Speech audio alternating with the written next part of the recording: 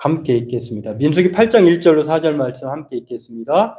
여호와께서 또 모세에게 말씀하여 이르시되 아론에게 말하여 이르라. 등불을 켤 때에는 7 등잔을 등잔대 앞으로 비추게 할지니라 하시매 아론이 그리하여 등불을 등잔대 앞으로 비추도록 폈으니 여호와께서 모세에게 명령하심과 같았더라. 이 등잔대의 제작법은 이러하니 곧 금을 쳐서 만든 것인데 밑판에서 그 꽃까지 쳐서 만든 것이니라. 모세가 여호와께서 자기에게 보이신 양식을 따라 이 등잔대를 만들었더라. 아멘. 오늘 말씀의 제목은 등불을 밝히라라고 정했는데요. 오늘 등불에 관련된 내용과 함께 8장의 내용은 레위인들을 거룩하게 해서 그들의 직무를 봉사하게 해라, 즉 그의 직무를 감당하게 해라라고 하는 내용이 5절 이하부터 계속해서 나옵니다. 그런데 이 주제의 내용들을 이 1장에서 8장 1절에서 4절까지의 내용으로 가늠해 볼 수 있는 것을 알 수가 있는데요. 그래서 이 오늘 읽은 말씀을 통해서 8장 전체를 나누려고 합니다. 오늘 본문은 이 제사장 아론에게 등잔대에 불을 밝히라라고 하는 것인데 언제까지 밝혀야 되느냐? 항상, 그리고 영원히. 이런 말씀에 모세를 통해서 아론에게 이 주신 말씀, 아무나 불을 밝히지 않고 제사장이 불을 밝히는 것인데 그 원리를 따라서 제사장은 항상 그리고 영원히 이 등잔대의 불을 밝히는 것이 그 정도로 매일 항상 또 그렇게 중요한 것으로 말하고 있다라고 하는 것입니다. 또 이 이후에 레위인의 직무에 대한 내용인데요. 레위인도 마찬가지예요. 레위인도 성막에서 하나님에 대한 일들을 감당하고 성막에 관련된 일들을 하는데 아무렇게 하는 것이 아니라 그들은 하기 전에 봉사의 일을 감당하기 전에 정결해야 하거든요. 부정하면 안 되니까 정결례의 법칙을 따라 정결하게 한 이후에 또 정결하게 하면은 또 그 무엇을 할 것인가? 정결의 목적은 봉사에 있다고 하는 것. 다시 말해서 불을 밝히라고 하는데 그런 불을 밝힘으로 밝혀지는 이유가 있는 것입니다. 불은 밝히기 위한 목적이 있잖아요. 비추기 위한 목적. 이것을 오늘 연달아서 말을 하고 있는데 오늘 이것을 함께 나누고 또 말씀을 통해서 우리에게 주신 은혜를 생각해보는 그런 시간을 갖고자 합니다. 8장은 7장과 함께 연속선상에 있습니다. 7장에서 우리가 살펴본 대로 다 이스라엘 모든 사람들은 다 공헌된 사람들이다. 하나님이 주신 은혜를 따라서 때로는 자발적으로 때로는 하나님의 말씀의 언약의 백성으로서의 공동체적인 그러한 함께하는 그 유기적인 공동체라고 하는 사실 때문에 한 사람도 열애가 없이 모두 다 함께 하나님 앞에 영광을 돌리는 공헌의 사람이어야 한다라고 하는 것을 7장에서 12지파가 그렇게 보여주었다고 하면은 8장은 이어서 아론과 제사장을 통해서 제사장과 또 아론 지파의 사람들 레위인들을 통해서 아론에게는 등불을 밝히라고 하고 또 레위 지파에게는 거룩하게 해서 직무를 감당하라라고 하는데 이 내용이 무엇을 의미하는지를 오늘 성경은 우리에게 두 가지로 생각해 보게 합니다. 첫 번째는 무엇이냐면 등불을 밝히라라고 하는 말, 그리고 그 레위인들을 통해서 거룩하게 해서 그들의 봉사의 일을 하게 하라고 하는 것은 오늘 이 내용을 두 가지로 생각해 보게 하는 것인데 첫 번째는 무엇이냐면 이 내용을 통해서 하나님이 어떠한 분인지를 성경 우리에게 가르쳐 줍니다. 하나님은 어떠한 분인가? 그리고 하나님께서 우리에게 어떠한 삶을 요구하시는가?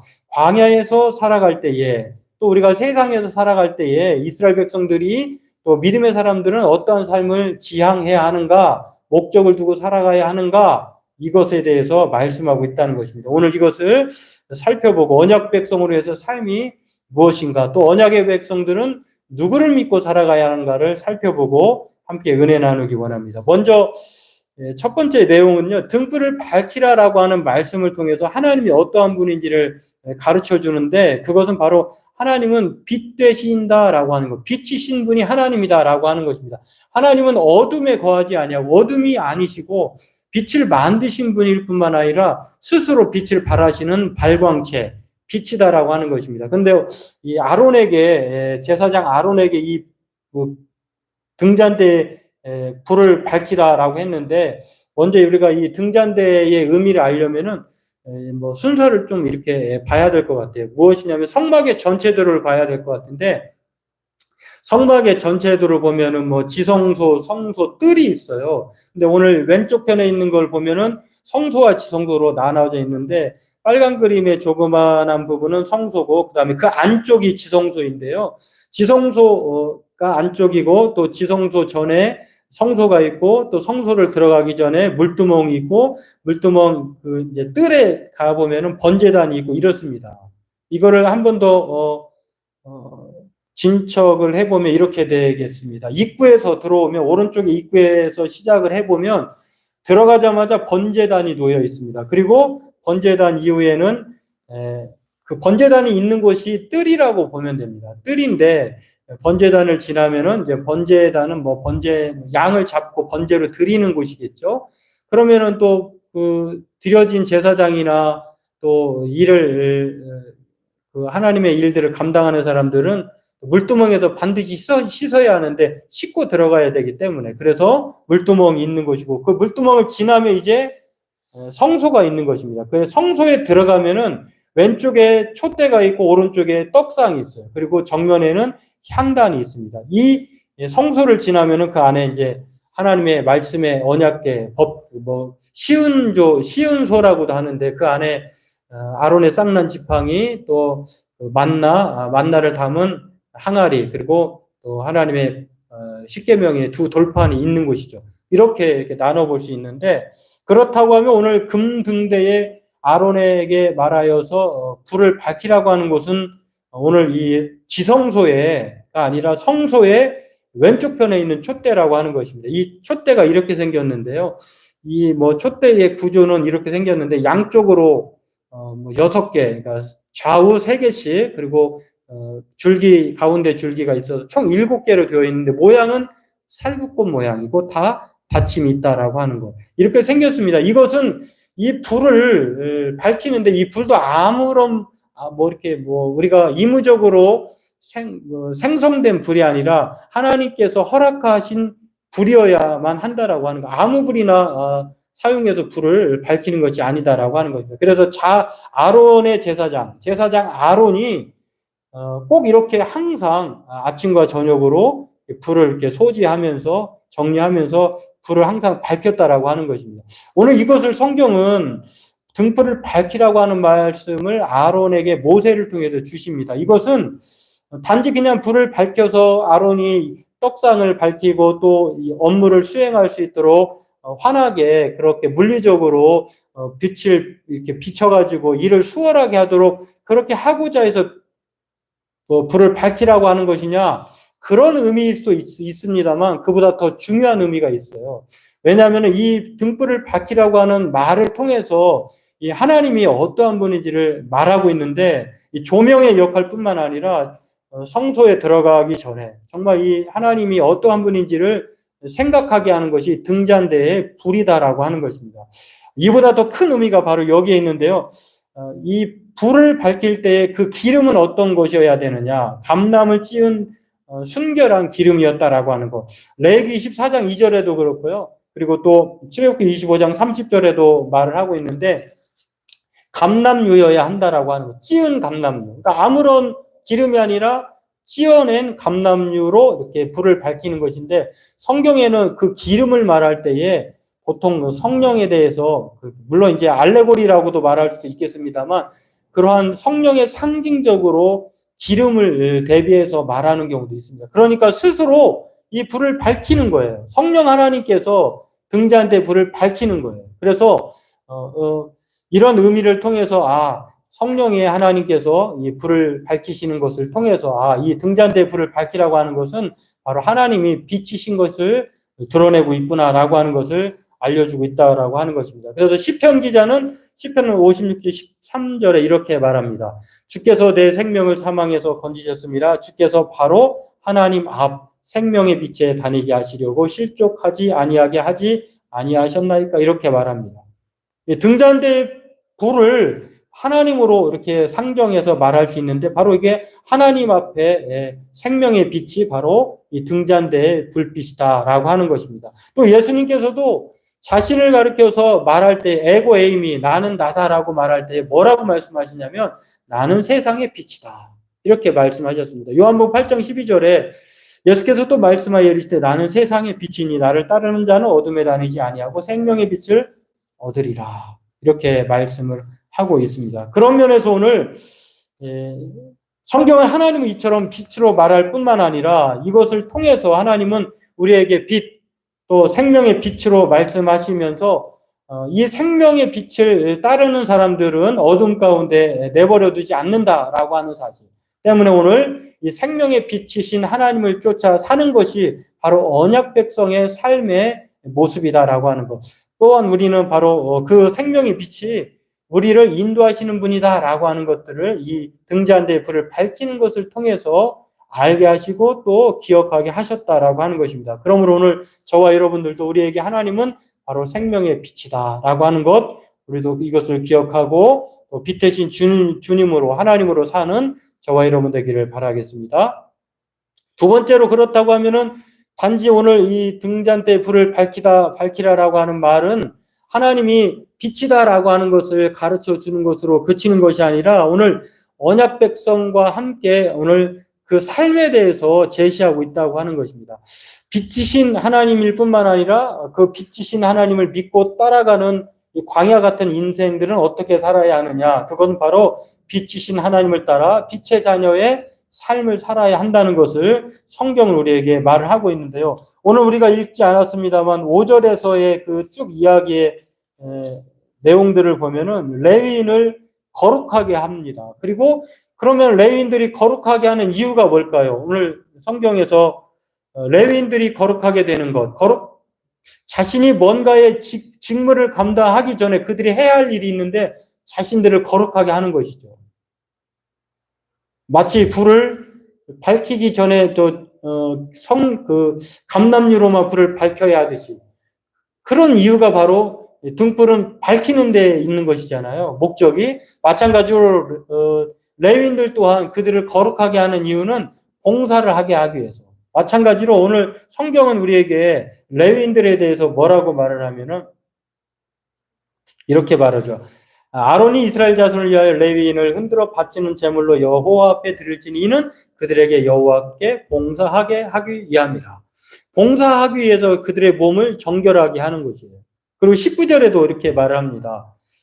이스라엘 자손을 대신하여 봉사하게 하며 또 이스라엘 자손을 위하여 속죄하게 하였나니 이는 이스라엘 자손이 성소에 가까이 할 때 그들 중에 재앙이 없게 하려 하였음이니라. 그러니까 레위인들에게 정결은 바로 봉사를 위한 목적이었다라고 하는 것. 등의 불을 밝히는 것은 앞을 비추는 것, 주변을 비추는 것에 있는 것처럼 오늘 하나님은 등불을 밝히라고 하는 것을 빛이신 하나님에 대한 정보만을 우리에게 가르쳐 주는 것이 아니라 그것은 빛이신 하나님을 따라 빛의 자녀된 삶을 살라는 방향을 제시하고 있다는 것을 오늘 우리에게 알려주고 있다는 것입니다. 그렇습니다. 하나님 앞에 살아야 하는 직무자들인 레위인들에게 정결은 필수죠. 그런 것처럼 안수의 목적, 그래서 안수를 하고 이들에게 여호와께 봉사하는 것을 대신하게 한 이스라엘 백성들을 다 하게 하는 것이 아니라 이들이 하나님의 생명의 값으로 택함을 받았기 때문에 이들이 대신 이스라엘 백성들을 대신해서 그 하나님 앞에 봉사의 삶을 사는 것이라고 성경 우리에게 말을 합니다. 마찬가지로 이렇게 봉사하기 위한 것들, 그리고 예수님 또한 우리에게 뭐라고 말씀하시냐면요, 마태복음 5장 14절에 우리로 하여금 너희가 세상의 빛이다, 이렇게 소금과 빛으로, 그래서 광염이라고 하는데 저와 여러분들은 소금이기도 하고 빛이기도 해요. 이것은 우리가 노력해서 되는 것이 아니라 예수 그리스도를 믿음으로 따르는 사람은 그냥 되는 거예요. 되는 거. 이렇게 존재가 바뀌는 거죠. 나중에 설명하겠습니다만 우리가 예수 그리스도로 믿음으로 말미암아 고백을 하고 믿음으로 말미암아 우리가 예수님 때문에 하나님의 양자가 되는데 당시에 1세기 당시에 로마 시대의 양자는 보통은 어린아이에게 양자로 입양하지 않았어요. 보통 어른들에게 성인이 되었을 때만 입양을 하는데 특이하게 오늘 그 양자를 삼았다고 하는 것은 예수 그리스도로 말미암아 우리가 예수님의 하나님의 친아들은 예수님이지만 우리가 예수님 때문에 우리도 똑같은 그런 권한을 받게 되는데 그게 바로 양자. 그래서 하나님을 아빠, 아버지라 이렇게 부르게 되었다라고 로마서는 말을 하잖아요. 근데 양자의 세 가지의 특권이 생겨요. 예수 그리스도를 믿음으로 말미암아 우리가 하나님의 양자가 되는데 양자의 세 가지 특권이 무엇이냐면 첫 번째는 이름이 바뀐다라고 하는 존재가 이제 바뀐다라고 하는 거예요. 그러니까 새로운 양자가 되면 이름이 바뀌는 거예요. 소속이 바뀌는 거예요. 또 하나는 그들이 믿었던 신이 바뀌는 거예요. 그러니까 전에는 뭐 로마의 어떤 신을 믿었는지 모르겠습니다. 다른 나라 사람을 양자 삼았다 하면은 이제는 로마의 신이 양자가 되면은 로마의 신을 부여받는 거예요. 또 마지막으로 가장 중요한 것은 상속권이 주어졌다라고 하는 거예요. 그러니까 이름이 바뀌고 그리고 또한 자신의 신이 바뀌고 또 없었던 것이 새롭게 얻게 되는 유산이 생기게 된다라고 하는 것. 이 세 가지의 특권이 생기는데 바로 그 특권을 따라 살아가는 것이다라고 하는 것.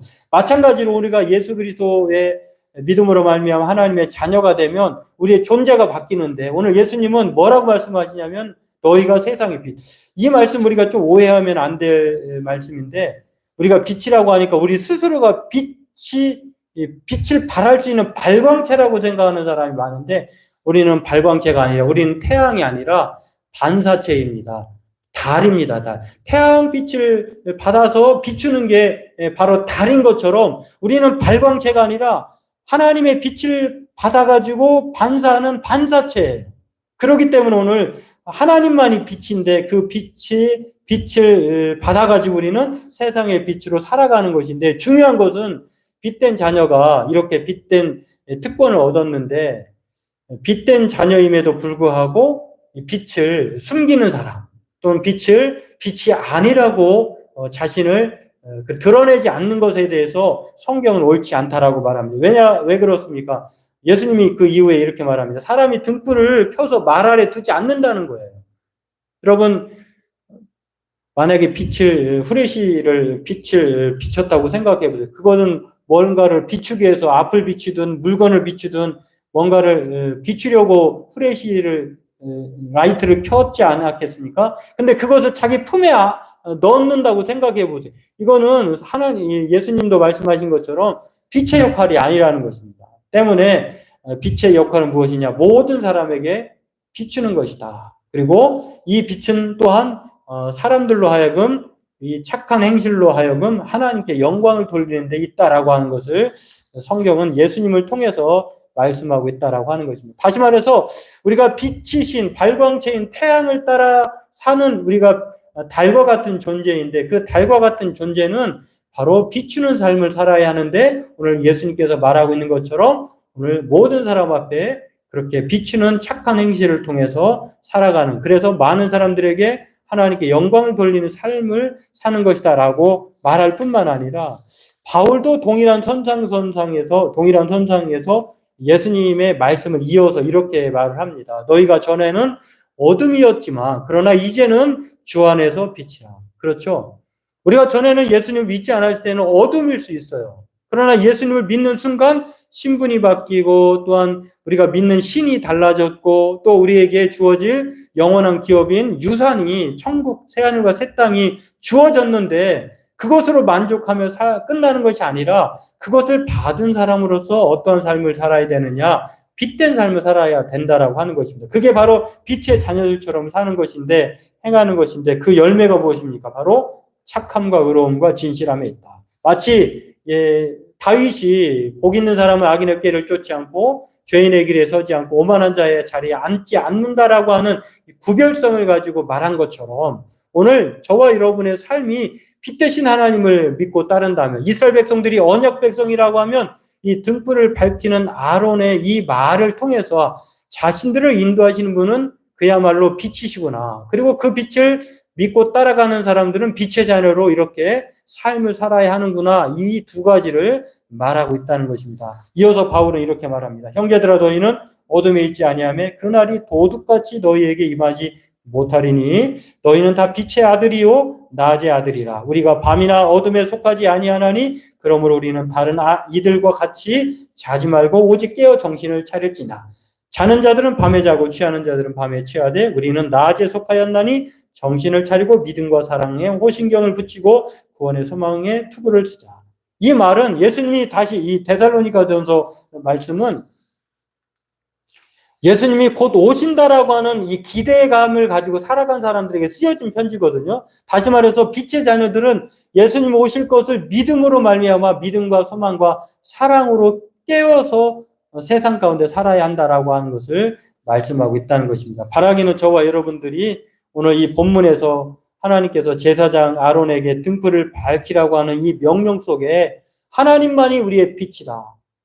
그리고 그 빛 대신 하나님을 믿는 자는 방향을 제시해 주었는데 그건 바로 어둠에 다니지 아니하고 빛의 자녀로 빛의 열매를 맺는 삶을 사는 것이다. 그러므로 오늘 저와 여러분들은 어둠일 수 없습니다. 빛입니다. 그러므로 저와 여러분들은 빛이신 하나님을 따라 빛으로 주님 오실 때까지 항상 영원히 주님 오실 때까지 그렇게 살기를 힘쓰는 하나님의 사람, 빛의 자녀로 항상 빛된 행실, 삶을 사는 저와 여러분 되길 주의 이름으로 소망합니다.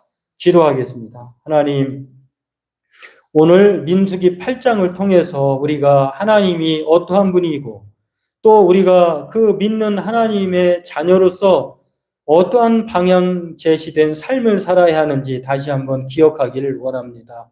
오늘 우리가 어둠 가운데 있지 아니하는 것은 바로 우리가 발광체이신 태양 같은 빛이신 생명의 빛을 받았기 때문인 줄로 믿습니다.